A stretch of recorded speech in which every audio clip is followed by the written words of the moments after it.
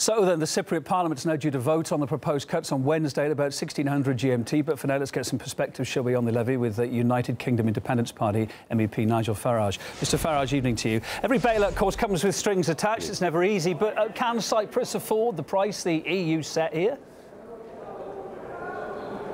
Well, I mean, what's really happening here is we have an irreconcilable split between the north and the south of Europe. And in the north of Europe, and particularly I'm thinking about Germany, the Netherlands and Finland, there are very strong political voices saying we do not want to go on bailing out southern European countries. And bear in mind that Cyprus is now the 5th country out of 17 that's needed to be bailed out. And that is why the Germans extracted the terms that they did. But I must say, even in my direst predictions in this Parliament over the years about the way the EU bosses were behaving, never did I think that they would, in a completely unprecedented manner, resort to stealing money from people's bank accounts. Well, it's because the EU can't afford to. It can't afford Cyprus to fail, can it? Look at the jitters that have already happened over what's gone on in the last couple of days. Well, it can't afford Cyprus to fail, it can't afford Greece to fail, Portugal, Spain or Ireland. They know that once one country goes, the whole deck of cards will come tumbling down, and countries like Germany will realise absolutely vast losses, possibly as much as €1 trillion. So they are prepared now to do anything, literally anything, to try to keep the euro afloat, and that is why they've now resorted, as I say, to what can only be described as theft. And now they've done it in one country. They're quite capable of doing it in Italy, Spain, Portugal or anywhere else. And the message that sends to people who've got savings in banks in those countries, certainly if I was them, is get your money out while you can. But I guess there's also a duty to look after the many expats that are there. In 2010, almost twice as much British money went to Cyprus as transfers from Russia, according to the country's official website. Surely you've got a responsibility to safeguard your constituents' interests there now? Well, I mean, what the British government have said is that they will stand surety for the British Army soldiers and Air Force people. But what about all the expats expats who have been living there 20, 30 years?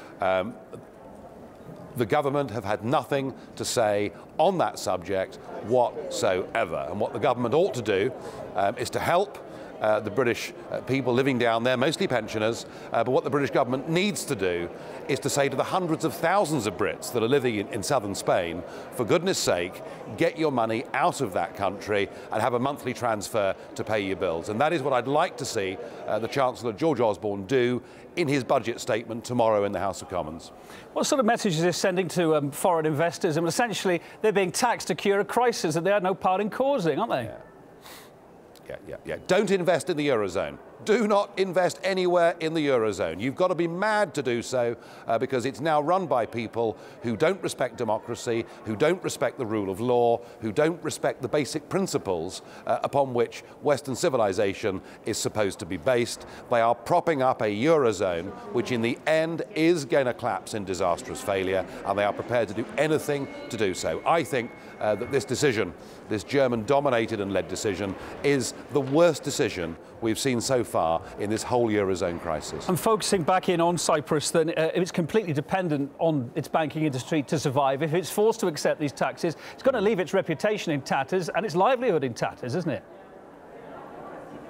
Yes, and I think that if I were a member of the Parliament in Nicosia, with a vote coming up, it looks like tomorrow now, as funny, isn't it? The vote keeps being delayed and the banks keep being closed for a further day. I think I'd vote against this package. I think, frankly, better to default to the bondholders and keep my most important industry going, rather than accept these bullying terms from Brussels. What about the future for these tax havens, Cyprus being one? A lot of various EU leaders have recently said they aren't happy with the way tax havens work.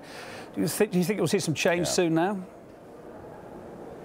Well, I mean, the EU have been unhappy about so-called tax havens for a very long time, ironically, whilst continuing to turn a blind eye to many activities that go on in Luxembourg. I mean, look, Cyprus finds itself right now in a very difficult, desperate position, but I would say better to officially go bankrupt, to default on international bond obligations, and to do their best to keep a banking industry and to keep some confidence in that country.